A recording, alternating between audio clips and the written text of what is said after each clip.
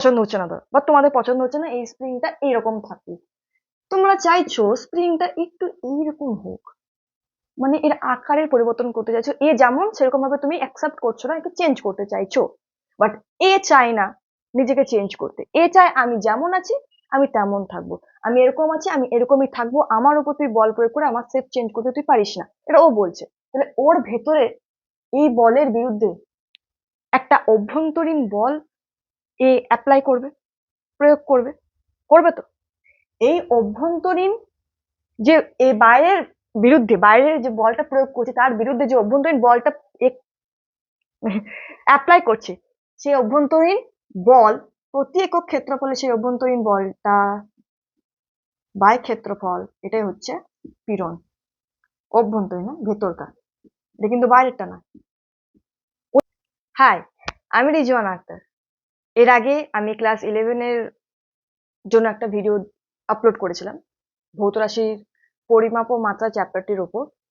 তো আশা করবো তোমরা সকলে এই ভিডিওটি দেখেছো, না দেখে থাকলে কোনো অসুবিধা নেই, ভিডিওটা অবশ্যই দেখে নাও, তারপরে এই ভিডিওটা দেখো। ওটা খুব একটা বেশি বড় ভিডিও ছিল না, 18 মিনিটের মতো ছিল। আজকের এই ভিডিওটি হচ্ছে ওই ভিডিওর সেকেন্ড পার্ট, মানে চ্যাপ্টারটির সেকেন্ড পার্ট। আজকে মাত্রা পড়াবো, আর শুনতে পাবে কি পড়াবো। তবে ভিডিও ডিউরেশন খুব কম হবে। এই চ্যাপ্টারটা প্রথমে আমি বলে রাখছি, তোমাদের বোরিং লাগবে, যে খুব বেশি মনে রাখতে হচ্ছে এই মাত্রার ব্যাপারটা, কিন্তু আস্তে আস্তে যত প্র্যাকটিস করবে তোমাদের ধাতে চলে আসবে, সবকিছুই প্র্যাকটিসের দ্বারা হয়। ঠিক আছে, বুঝতে পারছি। আস্তে আস্তে করবে, অল্প অল্প করে করবে, কিন্তু করবে, এইটুকুই বলার কথা। এখানের মধ্যে যে সমস্ত, ধরো 13টা আমি ভৌত রাশির নাম লিখে রেখেছি, সব কটার মাত্রা আমি বলবো। তোমরা ক্লাস 10-এও করেছিলে এবং ক্লাস 9-এও করেছিলে, আশা করবো মনে আছে। মনে না থাকলে এখান থেকে যখন আমি ফর্মুলাগুলো বলবো তখন নিশ্চয়ই কল্পনায় সেই ফর্মুলাগুলো ভাসবে এবং এটা মাথাতে আসবে যে হ্যাঁ আমি পড়েছিলাম আগে। এইটুকুই বলা। বেশ, সমস্যা না করে শুরু করা যাক আজকের ভিডিও।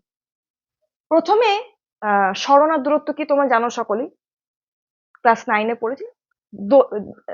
একটা দৈর্ঘ্য যে এরকম জিনিস হয়, মানে এতটা দূরত্ব গেলাম, এতটা মেপে কি বলি, দৈর্ঘ্য, এতটা দৈর্ঘ্য। তো দৈর্ঘ্যকে কি দিয়ে প্রকাশ করা হয়, মাত্রাতে এল দিয়ে, ক্যাপিটাল এল দিয়ে, থার্ড ব্র্যাকেটের মধ্যে ক্যাপিটাল এল দিয়ে দৈর্ঘ্যকে প্রকাশ করা হয়। এগুলো তো সহজ। দূরত্বটাও ক্যাপিটাল এল। আচ্ছা, বেগ মানে কি? বেগ মানে হচ্ছে সরণ বাই সময়। ক্লাস 9-এ পড়েছিলাম যে এই সময়ে কত দূরত্ব, কত সরণ আমি অতিক্রম করলাম, এটাই হলো আমার বেগ। তাহলে সরণ বাই সময় মানে, সরণ বাই সময় মানে কি, এল, আর সময়কে কি দিয়ে লেখা হয়, টি দিয়ে। তাহলে কি হবে, এল টি, উপরে নিয়ে গেলে -1। পড়েছো, সকলেই পড়েছো, জাস্ট আমি মনে করে দিচ্ছি, এগুলো আছে তোমাদের। আর একটু বেশি কিছু আছে, সেগুলো আমি পড়াবো, আগে যেগুলো জানতে সেগুলো আগে ক্লিয়ার করে নি। ত্বরণ, ত্বরণ মানে কি, বেগের পরিবর্তনের হার, মানে বেগের পরিবর্তন ঘটছে একক সময়, একক সময়ে কত বেগের পরিবর্তন ঘটছে সেটাই হচ্ছে ত্বরণ। তাহলে বেগের পরিবর্তন মানে উপরে বেগ আছে, ওপরে বেগ মানে কি, বেগের মাত্রা কি, এটা লিখবো এখানে, আর নিচে কি আছে, সময় টি। তাহলে এটা কি হবে, এল টি -1, এখানে 1 আছে, তাহলে -1 কি হবে, -2, এল টি -2। খাতাতে লিখে নেবে যে সরণ এল, এটা এল, এটা এল টি -1, এটা এল টি -2। আচ্ছা, বল মানে কি আমরা কি জানি, এফ সমান, আমরা নিউটনের সেকেন্ড লতে কি পড়েছিলাম, এম। এটা আসল সূত্র ছিল না, পরে আমরা জানলাম ভরবেগের পরিবর্তনের হারই হচ্ছে বল। ঠিক আছে, সেখান থেকে যদি ভর ধ্রুবক থাকে তো ফর্মুলাটা হবে এফ সমান এম এ, মানে ভরের মাত্রা আসবে আর ত্বরণের মাত্রা আসবে। ত্বরণের মাত্রা কি, এল টি -2। তাহলে বল এর মাত্রা কি হবে, এম এল টি -2। এরপর আসছে কার্য। কার্যকে আমরা কি জানি, কার্য সমান বল ইন্টু সরণ, এফ ইন্টু এস। এবার বলের মাত্রা কি, এইটা লিখে দেবো, এম এল টি -2, আর এস আছে, তাহলে কি হবে, দুটো এল মানে এল স্কোয়ার। তাহলে কার্যের মাত্রাও হয়ে গেল। শক্তির মাত্রা কি, কার্য করার সামর্থ্যই তো শক্তি, মানে কার্যের মাত্রা যাই হবে শক্তির মাত্রাও তাই হবে।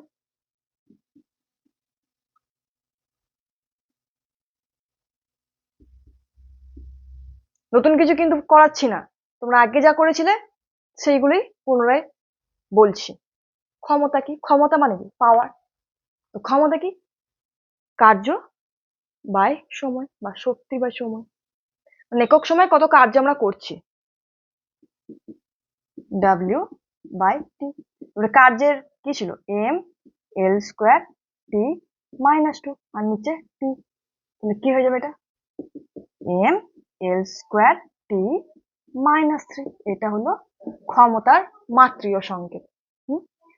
ভর বেগ কথার মধ্যে আসছে, ভর ইন্টু ভেলোসিটি, বেগ, ভর আর ভেলোসিটি বেগের কি ছিল? এল টি মাইনাস ওয়ান, তাহলে M L T minus one. দেখো আমার আমার দিকে হাঁ করে তাকিয়ে বসে থাকো না, লিখছি, খাতাতে লেখো। যত হাত চালাবে তত তোমার মাথাতে সেই জিনিসগুলো ছাপবে, চোখের সামনে তুমি দেখছো সব ভুলে যাবে, মাথাতে থাকবে না কিছু। এইটুকু আমার বলার উদ্দেশ্য। আচ্ছা, বলের ঘাত, এটা নতুন শব্দ এসছে, বলের ঘাত, যেটা কি ইংলিশে বলে ইম্পালস। এটা বুঝি, এফ সমান delta P by T. Delta পিটা কি? ভর বেগের পরিবর্তন। এটা হচ্ছে ভর বেগের পরিবর্তন বাই সময়। পড়েছিলাম নিউটনের দ্বিতীয় গতি সূত্র, ভর বেগের পরিবর্তনের হারকেই বল বলে। এই ভর বেগের পরিবর্তনটাই হচ্ছে এই বলের ঘাত বা ইম্পালস। তাহলে ভর বেগের পরিবর্তন কি আমরা কি লিখতে পারি? এফ ইন্টু টি, বল ইন্টু সময়। তাহলে এখানে ফর্মুলাটা কি হবে? বলের মাত্রাটা কি হবে? বলের মাত্রা কি? M L T minus two, আর সময় টি আছে, তাহলে একটা মাইনাস সরে যাবে, তাহলে কি হবে? M L T minus one. এটা হলো বলের ঘাতের মাত্রীয় সংকেত। এবার ঘনত্ব কি? তোমরা জানো ভর বাই আয়তন। তাহলে এম আর আয়তন, আয়তনকে কি দিয়ে লিখতে পারি? দৈর্ঘ্য গুণিত প্রস্থ গুণিত উচ্চতা, তাহলে তিনটে এল এর গুণফল। এটাকে আমরা কি লিখতে পারি? এম এল মাইনাস, আর টি কিছু নাই, মানে শূন্য। এবার চাপ, চাপ মানে কি বলছিলাম ক্লাস 9-এ? বল বাই ক্ষেত্রফল। এবার বলের কি পড়লাম? M L T minus two. ক্ষেত্রফল কি পড়লাম? এল। পড়ি নাই কিন্তু জানি, দৈর্ঘ্য গুণিত দৈর্ঘ্য, দুটো দৈর্ঘ্যের গুণফল এল স্কোয়ার। তাহলে কি হবে? এম ওয়ান মাইনাস টু কত হবে? Minus one T minus two. এটা হলো আমার চাপের মাত্রীয় সংকেত সব। আচ্ছা, তো এবার আমি পীড়ন পড়াবো। পীড়ন তোমরা পড়েছো, জানো, বাট আমি আবার পড়াবো। স্থিতিস্থাপকতা চ্যাপ্টার ক্লাস 9, মনে নেই অবশ্য, আমি জানি, বোঝাচ্ছি, উদাহরণ দিয়ে বোঝাচ্ছি। আচ্ছা, প্রথমে একটা স্প্রিং এর ছবিটা আঁকি, তাহলে তারপরে আমি উদাহরণটা দিচ্ছি। একটা স্প্রিং আছে, একটা স্প্রিং আছে, সেই স্প্রিংটাকে আমি এই জায়গাতে অ্যাটাচ করে রেখে দিচ্ছি। এবার আমি এর উপর প্রয়োগ করে টানছি, এর যে আকৃতি, এই আকৃতির বিকৃতি ঘটানোর চেষ্টা করছি, বা আমার পছন্দ হচ্ছে না, ধর, বা তোমাদের পছন্দ হচ্ছে না এই স্প্রিংটা এইরকম থাকবে, তোমরা চাইছো স্প্রিংটা একটু এইরকম হোক, মানে এর আকারের পরিবর্তন করতে চাইছো, এ যেমন সেরকম ভাবে তুমি অ্যাকসেপ্ট করছো না, একে চেঞ্জ করতে চাইছো। বাট এ চায় না নিজেকে চেঞ্জ করতে, এ চায় আমি যেমন আছি আমি তেমন থাকবো, আমি এরকম আছি আমি এরকমই থাকবো, আমার উপর তুই বল প্রয়োগ করে আমার শেপ চেঞ্জ করতে তুই পারিস না, এটা ও বলছে। তাহলে ওর ভেতরে এই বলের বিরুদ্ধে একটা অভ্যন্তরীণ বল এ অ্যাপ্লাই করবে, প্রয়োগ করবে, করবে তো। এই অভ্যন্তরীণ যে এই বাইরের বিরুদ্ধে, বাইরের যে বলটা প্রয়োগ করছে তার বিরুদ্ধে যে অভ্যন্তরীণ বলটা অ্যাপ্লাই করছে, সেই অভ্যন্তরীণ বল প্রতি একক ক্ষেত্রফলে সেই অভ্যন্তরীণ বলটা বাই ক্ষেত্রফল, এটাই হচ্ছে পীড়ন। অভ্যন্তরীণ না, ভেতরকার, এটা কিন্তু বাইরেরটা না। উদাহরণ দিয়ে আমি একটা, ধরো তুমি একটা মানুষ আছো, ছেলে হোক মেয়ে হোক যা ভাবছো, এবার তুমি এরকম দেখতে, এবার তোমার একটা শেপ আছে, বা তুমি যেরকম তুমি সেরকম, হ্যাঁ, সামনে থেকে কেউ এলো, তোমাকে বল প্রয়োগ করে তোমাকে বললো, বল প্রয়োগ করে মানে কথার বল হতে পারে, কথা বলি যাবে, তোমাকে মারধর কাটা করতে যাচ্ছে, বললো যে তুই চেঞ্জ হ, বা তুমি চেঞ্জ হও, ইনডাইরেক্টলি বললো যে তোমার এই জিনিসটা আমার ভালো লাগছে, বা তোমার এই জিনিসটা, হ্যাঁ জানি, বুঝতে পারছো কি বলতে চাইছি আমি। তোমার সেই মুহূর্তে কি মনে হবে? তুমি যদি তোমার মধ্যে যদি সেই জিনিসটা থাকে, সেলফ এস্টিম যে কথাটা ইউজ হয় বারবার, যে কি কি হবে তখন, যে আমি যেমন, আমি যেরকম হতে পারি, কুছ ভি এনিথিং, আমার শারীরিক বা মানসিক সমস্ত কিছু কথা বলছি, আমি যেমন, তুমি তোমার বাইরের থেকে কথার দ্বারা আমি ইনফ্লুয়েন্স হয়ে আমি নিজেকে চেঞ্জ করবো না। মানে আমি তাহলে নিজেকে কন্ট্রোল করব, তাকে কিছু বলবো না, বাট নিজেকে কন্ট্রোল করব। ভাই তুই কি বলছিস বা তুমি কি বলছো, বন্ধু হতে পারে বা এনিথিং এলস, বুঝতে পেরেছো? তো কি, নিজেকে যে ধরে রাখবো, তার বাইরে থেকে প্রযুক্ত কথার দ্বারা নিজে ইনফ্লুয়েন্স না হয়ে নিজেকে ধরে রাখবো, অভ্যন্তরীণ যে বল প্রতি একক ক্ষেত্রফলে, সেটাই হচ্ছে পীড়ন। আশা করবো তোমরা বুঝতে পেরেছো। আর একবার ছোট্ট করে বলে দিই, তুমি আছো, মেয়ে হতে পারো, ছেলে হতে পারো, তোমার কেউ প্রিয় মানুষ বা তোমার কোনো প্রিয় বন্ধু বা বাইরের কেউ তোমাকে এসে বললো তোমার এই জিনিসটা আমার ভালো লাগছে না, বা ইনডাইরেক্টলি বোঝাতে চাইলো যে তোমার এই জিনিসটা কি রকম, খুব ধরলো, তাহলে বাইরে থেকে একটা বল প্রয়োগ করলো, মানে তোমাকে চেঞ্জ করতে চাইছে ইনডাইরেক্টলি। তুমি চেঞ্জ হতে চাইছো না, কেন আমরা চেঞ্জ হবে? তুমি যেমন তোমাকে সেরকম ভাবে অ্যাকসেপ্ট করবে, ওয়েল ডান, সে খুঁতো ধরবে না, যাই হোক। তাহলে তুমি নিজের অভ্যন্তরে একটা এর বিরুদ্ধে বল সৃষ্টি করবে, আমি যেমন আমি তেমনই থাকবো, তুমি যতই চেষ্টা করো, বা কিছুটা হলে যদি চেঞ্জ হয়েও যায়, ওর কথা বলা বন্ধ হয়ে গেলে আমি আবার আগের অবস্থায় ফিরে আসবো। এই ধর্মটাই কি বলে? স্থিতিস্থাপকতা। ঠিক আছে, কিন্তু এই অভ্যন্তরীণ বল প্রতি একক ক্ষেত্রফল, এই জিনিসটাকে কি বলে? পীড়ন। আশা করবো এই উদাহরণটা দারুণ লেগেছে। দারুণ লাগলে অবশ্যই কমেন্ট করবে, লাইক করবে, শেয়ার করবে। আচ্ছা, তো পীড়ন হলো অভ্যন্তরীণ বল বা ক্ষেত্রফল। এবার বলের মাত্রা কি? M L T minus two, ক্ষেত্রফল এল স্কোয়ার, তাহলে কি হবে? M L one minus two minus one T minus two. আশা করব যা এখানে লিখেছি সবগুলো তোমরা আগে পড়েছিলে, আমি জাস্ট মনে করিয়ে দিলাম। লিখে নাও, পজ করে আমি সরে যাচ্ছি, এরপরে আরো কিছু বোঝাবো। আচ্ছা, তো আরো কিছু লিখলাম। আজকে এই কটা মাত্রাই করাবো, তারপরে অন্য কিছু একটু করাবো, কারণ বেশি কিছু মাত্রা দিয়ে দিলে তোমাদের বদহজম হয়ে যাবে, যেটা আমি চাই না। ঠিক আছে, ভালো থাকো, হেসে হেসে পড়ো, মনোযোগ দিয়ে পড়ো, তাই আমার উদাহরণ দিয়ে পড়ানো, তাই আমার হেসে হেসে পড়ানো। ঠিক আছে, দেখো, তড়িৎ প্রবাহ মাত্রা, চলো তো একটু পড়েছিলাম। আচ্ছা, ফর্মুলা কি ছিল? আই সমান আধান বাই সময়, তাই তো? আচ্ছা, আমরা এটা কেন করবো? আমরা তো মৌলিক ভৌত রাশিতে তড়িৎ প্রবাহ মাত্রা পড়েছিলাম, যে মৌলিক ভৌত রাশি 7টা, তার মধ্যে এইগুলো আছে, তার সঙ্গে তড়িৎ প্রবাহ মাত্রাও আছে। তড়িৎ প্রবাহ মাত্রাকে কিভাবে চিহ্নিত করেছিলাম? অ্যাম্পিয়ার। সুতরাং আমরা তড়িৎ প্রবাহ মাত্রাকে এইভাবে লিখি। যদি আমাদের আধান বলতো, যে আধানের মাত্রা কি হবে, বলতেই পারে, কুছ ভি বলতে পারে, আধানের মাত্রা কি? আধানকে কিভাবে লেখা হয়? কিউ দিয়ে লেখা। তাহলে আই সমান আমরা জানি কিউ বাই টি, কিউ সমান আমরা কি জানি? I T, not Q T, it's I T, I. তাহলে আই এর মাত্রা কি? এ। সময়ের মাত্রা টি, এ টি। তাহলে আধান কিউ, এর মাত্রা এটি। বুঝতে পারছি? এবার আসছে রোধ। রোধের মাত্রা কি বার করব? তোমাদের আমি আরেকটা ভালোভাবে ক্লিয়ার করে দিই, যখনই কোনো একটা ভৌত রাশি যা পরিমাপযোগ্য, এটাকে মনে রাখতে হবে, পরিমাপযোগ্য যে কোনো ভৌত রাশি, সেই ভৌত রাশিগুলোর মাত্রা যদি আমাকে বার করতে দেয়, আমি মুখস্থ করে যাব না। প্রথম উদ্দেশ্য, আমি মুখস্থ করে যাব না। আমার মূল উদ্দেশ্য হবে ফর্মুলাগুলো মনে রাখা। ফর্মুলাগুলো ভালোভাবে বুঝে মনে রাখতে হবে। ফর্মুলা যদি আমার মনে থাকে, তাহলে এই মাত্রা আমাকে মনে রাখতে হবে না। আমার ফর্মুলাতে পুট করে মাত্রা আমি নিজে বের করব। পরীক্ষা হলে মনে থাকবে না এম এর মাত্রা 2 ছিল না 1 ছিল না 3 ছিল না -2 ছিল, মনে থাকবে না। কিন্তু এটা মনে থাকবে ফর্মুলাটা কি ছিল, কারণ ফর্মুলা দিয়ে আমরা অনেক অঙ্ক করব বা করেছি, তাই ফর্মুলাগুলো আমাদের মনে থাকবে।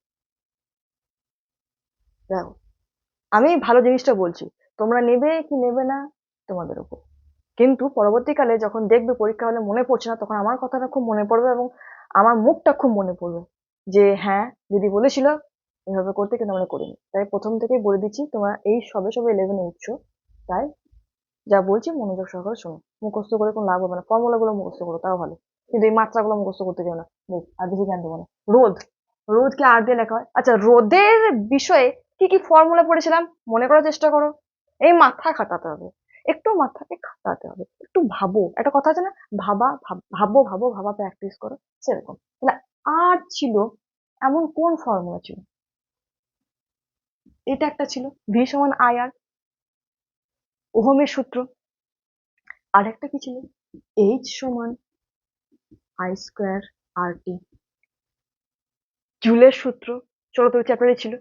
তাহলে আমি এই সূত্রটা কাজে লাগিয়েও আর এর বার করতে পারি, এই সূত্রটা কাজে লাগিয়েও আর বার করতে পারি। তোমরা বলবে দিদি কিভাবে বার করবো, এখানে তোমার ভি জানি না। আর এইচটা কি, এইচটা ছিল তাপ। তাপ কি, তাপ এক প্রকার শক্তি, এগুলো মাথাতে খাটাতে হবে। তাহলে আমি এখানে ভিটা এখন জানি না, জেনে নেবো এখানে, কোথায় কোথায়, এখানে এখানে জেনে নেবো, বাট এখন তো জানি না। তাহলে আমি এখন কোন ফর্মুলাতে কাজে লাগিয়ে রোডটা বের করবো, অবভিয়াসলি এটা।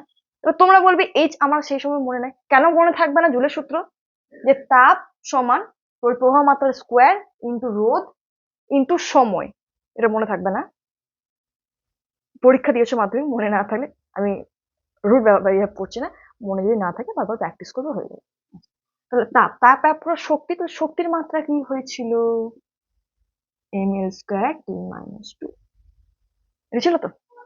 আচ্ছা, রোডটাকে একদিকে নিয়ে এসে আমি বাকিগুলোকে ট্রান্সফার করবো, আরটাকে একদিকে রাখি, তাহলে H by R square T হবে। এইচ কত, M L square T minus two by I square A square T. তাহলে কি হবে, M L square T minus two A minus two T minus two, আর একটা নিচে আছে, তাহলে টি মাইনাস থ্রি হয়ে যাবে। এটা হবে তোমার কার মাত্রা, রোধের মাত্রা, লিখে দিচ্ছি এখানে।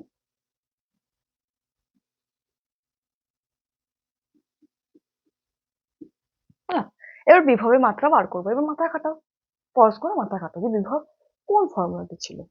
এবার তোমরা বলবে যে এই ফর্মুলাতে ছিল, তাহলে রোধের মাত্রাটা বার করো, রোধের মাত্রাটা এখানে বসাবো, কিন্তু রোধের মাত্রাটা তোমার মনে নেই। দেখো, আমি এমন একটা ফর্মুলা ভাববো যে ফর্মুলাতে এমন এমন ভৌত রাশিগুলো থাকবে যাদের মাত্রা আমার মনে আছে। তোমাদের বলে রাখি, কিছু কিছু মাত্রা তোমার মনে রাখবে, এখনই বলছিলাম মুখস্থ করবে না, কিন্তু কিছু কিছু মনে রাখবে। যেমন এমনি তো মৌলিক ভৌত রাশির মাত্রা আমরা জানি, বলের মাত্রাটা মনে রাখবে, বল কি ছিল, বল ভর ইন্টু ত্বরণ, মানে M L T minus two. তারপরে বলের পর কি পড়ালাম, কার্য, বল ইন্টু সরণ, আরেকটা এল গুণ করে দাও, এম এল স্কোয়ার টি মাইনাস টু। তারপরে কি পড়লাম, শক্তি, সেটাও একই, কার্য আর শক্তি একই মাত্রা, সুতরাং সেখানে কোনো চেঞ্জ হবে না। তারপর পড়লাম ক্ষমতা, তাহলে ক্ষমতা কি ছিল, কার্য বাই সময়, তাহলে কার্য ছিল M L two T minus two, নিচে টি, তাহলে টি মাইনাস থ্রি হয়ে যাবে, তাহলে M L two T minus three. তাহলে বল, কার্য বা শক্তি আর ক্ষমতা, এই তিনটে মনে থাকবে। এবার এই তিনটেকে কাজে লাগিয়ে আমি বাকিগুলোকে বের করব, যে বাকিগুলোকে বার করবার জন্য আমাকে ভাবতে হবে যে এমন একটা ফর্মুলা আমাকে মাথাতে আনতে হবে যে ফর্মুলাতে হয় বল আছে, নয় শক্তি আছে, নয় ক্ষমতা আছে। তাহলে আমার কাজটা খুব সহজ হবে মাত্রা বের করা। বুঝতে পারলে না, বোঝাচ্ছি। যেমন এখানে বলেছে বিভবের মাত্রা বের করো, বিভবের মাত্রা বের করার জন্য তুমি এই ফর্মুলাটাও কাজে লাগাতে পারো, কিন্তু তোমার আয়টা তো জানো, আরটা বের করেছো কিন্তু তোমার তো মুখস্থ নেই, তুমি বের করেছো, তাহলে আবার তুমি এখানে বের করবে, তো দোয়া বের করবে, অত খাটনি আমি কেন খাটবো। তাহলে বিভবের আরো কিছু ফর্মুলা আমি ভাবি যেখানে ওই বল, কার্য, শক্তি, ক্ষমতা এইগুলো আছে, মনে পড়েছে কি ছিল, ডাব্লিউ বাই কিউ, একক ধনাত্মক আধানকে অসীম দূরত্ব থেকে তড়িৎ ক্ষেত্রের কোন একটা বিন্দুতে আনতে যে পরিমাণ কার্য করতে হয় তাকে বিভব বলে, সংজ্ঞাতেই ছিল ডাব্লিউ বাই কিউ। ডাব্লিউ কি বললাম, কি বললাম, ডাব্লিউ এম এল স্কোয়ার টি মাইনাস টু, আর নিচে কিউ, কিউ এর মাত্রা কি, কিউ মাত্রা কি জানি, কিউ ইজিক্যাল টু আইটি মানে এটি। এবার এটাকে উপরে তুলে দাও, তাহলে কি হয়ে যাবে, এম ইনভার্স, আর টি নিচে একটা ছিল না, টি মাইনাস, হয়ে গেল বিভবের মাত্রা।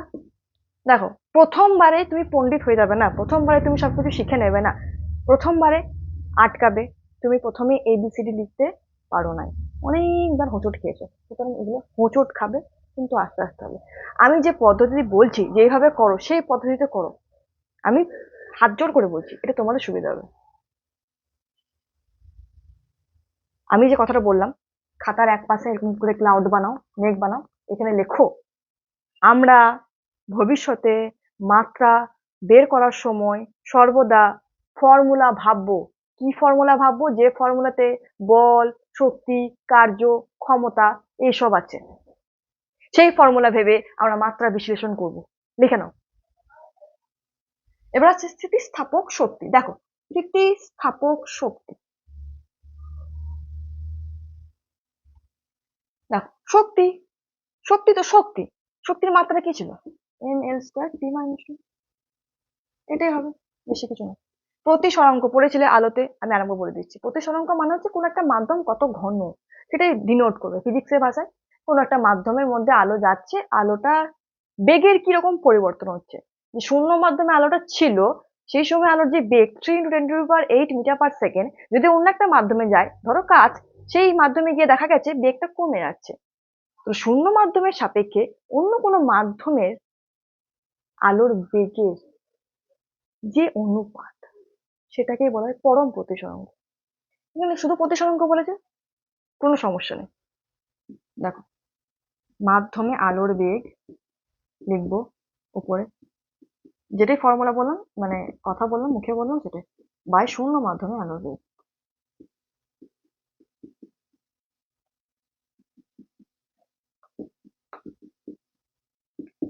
উপরে বেগ, নিচে বেগ, বেগ বেগ একই মাত্রা, কেটে যাবে। তাহলে কোনো মাত্রা থাকবে? কোনো মাত্রা থাকবে না। তাহলে মাত্রাহীন রাশি হচ্ছে প্রতিসরাঙ্ক, স্টার মার্ক। আমি একটা পয়েন্ট লিখবো, মাত্রাহীন রাশি কি কি, সেগুলোতে আমি সমস্ত কিছু বলবো, বাট এটা স্টার মার্ক করে দাও, যেটা মাত্রাহীন ভৌত রাশি। এবারে বিকৃতি, বিকৃতি কি? ওই যে স্থিতিস্থাপকতা চ্যাপ্টারে পড়েছিলে, যে কোনো একটা বস্তুকে, ঠিক আছে, হ্যাঁ ধরো এই যেটা বললাম আমি পিরনের মধ্যে, যে বললাম যে নিজেকে ধরে রাখা প্রবণতা, নিজে চেঞ্জ হব না, বা যদি একটু চেঞ্জ হয়ে যায়, সে সরে গেলে বা তাকে সরিয়ে নিজে আগের অবস্থায় ফিরে আসে। বিকৃতি কি?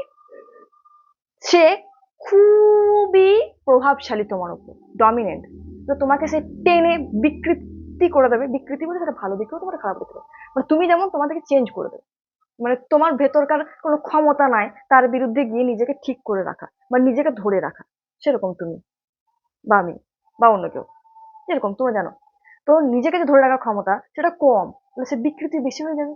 এই ঘটনাটাকে বিকৃতি বলে, যে বাইরে থেকে বল প্রয়োগ করার ফলে কি হচ্ছে, একটা আকৃতির পরিবর্তন ঘটে, সেটা হচ্ছে বিকৃতি। যেমন একটা দৈর্ঘ্য এরিয়া আছে, এটা এল দৈর্ঘ্য, হ্যাঁ দেখো এল দৈর্ঘ্য একটা রড, এটাকে টেনে আমি ডেল্টা এল বাড়ালাম, হ্যাঁ, তো এই যে চেঞ্জ করলাম, এই চেঞ্জটা প্রথমে যেটা ছিল তার অনুপাতটাকে বিকৃতি বলা হয়। তাহলে উপরেও দৈর্ঘ্য, নিচেও দৈর্ঘ্য, দৈর্ঘ্য দৈর্ঘ্য মাত্রা, মানে মাত্রাহীন রাশি হবে কি? বিকৃতি। এটাও স্টার মার্ক দেবে, কোনো মাত্রাই নেই। পৃষ্ঠ টান, কি পড়েছিলাম, যে একটা জলের উপর একটা সূচ রেখে দিলাম, সেই সূচটার গা বরাবর, লম্ব বরাবর কি যে পানিটা আছে, সে কি বল প্রয়োগ করে? তো টানে তো, সেই প্রতি একক দৈর্ঘ্যে প্রযুক্ত বলকে পৃষ্ঠটান বলে, তোমরা পড়েছিলে আশা করো মনে আছে। তাহলে উপরে কি আছে? mL/T-2, নিচে এল কেটে গেল, তাহলে m/T-2 হবে পৃষ্ঠটান। এবারে ইয়ং গুণাঙ্ক কি ছিল ফর্মুলাটা? এটা এটা y আকারে ছিল, এটা হচ্ছে ইয়ং গুণাঙ্ক। তো y সমান কত হবে? F/a, আর এটা তো কোনো মাত্রায় নাই, এটাকে বাদ দিই, তাহলে কত হবে? ফোর্স/a, মানে চাপের যা মাত্রা ছিল তাই। mL 1 - 2 - 1 T-, এই হলো ব্যাপার ইয়ং গুণাঙ্ক। ঠিক আছে, আজকে এই পর্যন্ত থাক, ভিডিওটা অনেকটা বড় হয়ে যাচ্ছে। এরপর আমি ছোট ছোট করে কিছু পড়ে দেবো, মাত্রাহীন রাশি, তারপর তোমার কোন কোন ভৌত রাশির মাত্রা একই, এগুলো শেষ নয় কিন্তু, অনেক অনেক অনেক ভৌত রাশির মাত্রা পড়তে হবে। আমি আজকে দিলাম না, বদহজম হয়ে যাবে বলে, আস্তে আস্তে পড়ো, ভালোভাবে পড়ো, এটুকুই বলবো। বেশ ভালোভাবে পড়তে থাকো, best of luck, may almighty bless you all, may God bless you all, তোমরা সকলে ভালো থাকো, আমিও ভালো থাকি, আমার জন্য দোয়া করো, আশীর্বাদ করো। আর যারা গুরুজনরা ভিডিও দেখছেন তাদেরকেও বলবো, আপনারা অনেক অনেক সাপোর্ট করেন, অনেক ভালোবাসা দেন, আশীর্বাদ করেন, এটা আমার কাছে অনেক বড় পাওনা। কখনো ভাবিনি যে আমি এত কিছু পাবো। অনেক কিছু পেয়েছি, আপনারা অনেক কিছু দিয়েছেন আমাকে, অনেক ভালোবাসা দিয়েছেন। মানে আমার সৃষ্টিকর্তাকে তো সবসময় শুকরিয়া আদা করতেই হবে। উনি আছেন বলে এত কিছু পাচ্ছি। যাক, শুক্রিয়া শুক্রিয়া, সকলকে খুব শুক্রিয়া। সকলে খুব ভালো থেকো, খুব সুখে থেকো, খুব শান্তিতে থাক। যেভাবে ভালোবাসছেন, যেভাবে আশীর্বাদ করছেন, সেভাবে থাকবেন পাশে। এখন আর আমার ভাই বোনেরা এবং দিদি দাদারা যেভাবে ভালোবাসছো, এভাবে থেকো। আর আমিও এরকমই থাকতে চাই, চেঞ্জ হতে চাই না। টাটা।